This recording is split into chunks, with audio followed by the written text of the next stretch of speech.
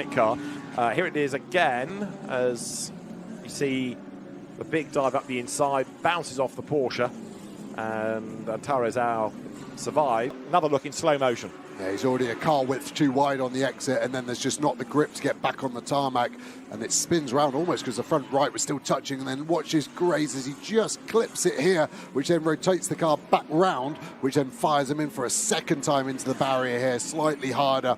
So he's done all four corners of hit the barrier at some point, and that isn't what Santalok need in this short turnaround between this and just a bit of an instability from the rear, and then the front didn't seem to bite, and then we were off the rubber, off the grip, and really just a passenger and gravel trap. Yes, slows some speed, but watch this car lift up as it bounces off the barrier.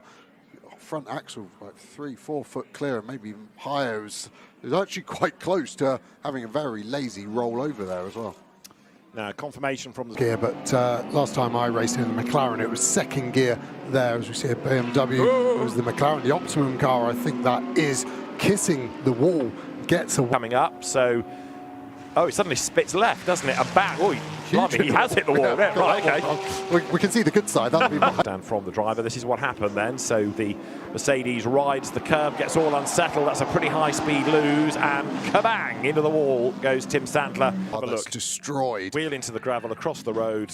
Massive damage front and rear. Look at the bodywork flies across the road, doesn't it, to the other barrier. Wheel ripped off as well. But look, that Ferrari was so close to making contact. The Nordic Mercedes, repaired after a quali crash, gets through, and then another sideways car, and Antares Au has nowhere to go. And when you see that impact, you realise how much damage has been done to the Lamborghini as well.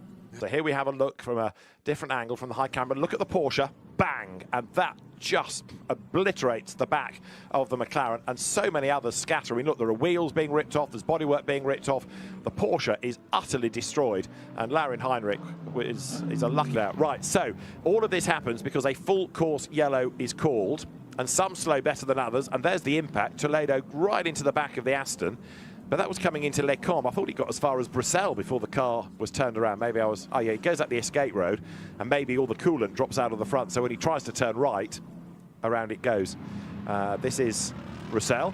So am I right in thinking all of this? It just doesn't really slow. Yeah, water all over the place, coolant out the front. Last year, has he been helped here? He's a little bit offline. Definitely, definitely helped. Tim Sandler was the Mercedes driver behind him. Yeah. And then you get to the point where it turns right and goes down the hill towards Bruxelles. But gold class Mercedes. Yeah, it's car number 57. I think it's 57. 57. It's a Winward Racing car. Oh, this is the one play going into the bus stop, and the nose. There was more contact than we could see from, because we had the long shot taken from La Source looking down. And I think I'll have a look in the dirty air as well. The Corvette loops round, and the big solid concrete wall, and actually the impact not that large. That wouldn't have been probably more than 5 or 6 G, and that's why that car's able to. We can work out what happened to Dennis Marshall then, because in the dust storm he's already been turned around and collected. I think that was the Marcus Siebert car that bounced off him as well. The Mustang's already got damage and then can't turn and harpoons the Corvette. So the Mustang had already got damage. Lamborghini in front. So far, so good. Slightly late on the brakes, has a wiggle of oversteer. And we've seen that, haven't we, with F1 cars there. When you get the oversteer, you correct it, and it just... There was plenty of drama in bronze, even on the penultimate lap, as Dylan Pereira got turned around and ended his round. This is how he did it. A lot of speed carried in. Exit stage right. Yeah, the car, he's picked the throttle up, and the car will have traction control, of course, but it seems to have just lit. Minimise any time loss if they have to go. Look in the background for the contacts. Hard to see, isn't it? You'd say the Aston has been in the back of the Mercedes, but did the Mercedes creep over the... Again, contact there, the CSA McLaren into the back of that Porsche. It's got big damage, as does the McLaren Rolf Eichen there. That'll be interesting. Just loops it with a lot of energy. Yeah. Number 8 Ferrari in the back of him. Oh, dear, oh dear. Nicola Rossi was the aggressor, and Gabriel Rindone, round he goes. The Aston round the outside. The McLaren ends up ahead for the second element. 2 into 1 doesn't go. Yeah, terrible start from Lullen. He was slow off the line as Martin gets turned around. I think that could have been Klingman in the back of him. Lullen was slow. Wirtz was on the... Please, because otherwise a penalty will come. Right, and there the Lamborghini came across the front of Eddie Cheever and off it went. So he didn't so much get his Lamborghini. Number 1, Georgi Donchev, 991 Darren Lung. The Lamborghini spins in a big accident with lots of barrier damage. car destroyed, lots of flames you see, the car spins across the other side of the road, and Gabriel Rindon tried to get through the wreckage and clip the back, but Georgi Donchev out of the car in double quick time, and that is the best news of all. That shows how strong a modern day GT3 car is. He's a bit singed, I think, the overalls there, but that was a very lucky escape. That's a huge accident, and Georgi Donchev lucky to get out of that. As I say, it shows the strength of the car, and it shows modern safety measures. There is the Porsche that clips it. That was the secondary impact. We'd seen that car. You're getting to a hairpin. That's the penalty for the McLaren all day long. 10 seconds potentially, maybe more. The only thing you would say, right, it's going to shoot across left at some point. Why does it shoot left? It's so difficult from a quick angle. Riding, and we're going to see what happens to the Ferrari. Joe, what are you seeing? So it was very early. It was on the exit of one, and Pulcini had to take evasive action. So that was. Now let's read the incident. Yeah, so it was a very early slide, and he's having to correct the slide, but unfortunately the director of the car then takes him into the barrier, and it's the ever so slow-mo as we go to full course yellow. Is going to show this car slap the wall and then rotate 90 degrees round, and this will be the last thing CSA want to see. Wing mirror going flying. What a great shot. The energy being dissipated well.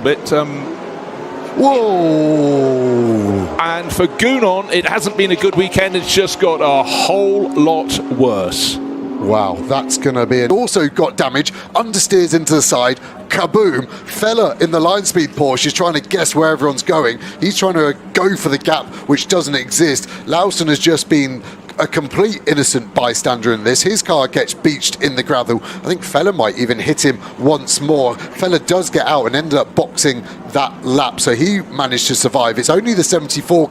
Just out of shot. They may see them coming into the middle pack now. Yeah, there was a contact. Oh, okay. So that was where Charles Weerts took the damage. He got the thump up the back, broke that rear suspension. Jake Dennis got us off. And Chavez Falcon there. Horse Motorsport, Aston Martin up into the back of the More is coming. We had the very sideways Vermeulen look, but he hung on to the slide, and there, cars all over the road. Around has gone Will Moore. There was another, was that one of the Santa Lock Audis getting going? And damage here. So what happens here? Mercedes gets into the Ferrari. Ferrari fired into the wall, spins across the road, debris all over. Audi gets up the inside and is sideways, and by that stage he's lost it. I think he's just had to lift when he wants to be on the throttle. That's taken the weight off the rear, and watch that crunch. Oh. Ow.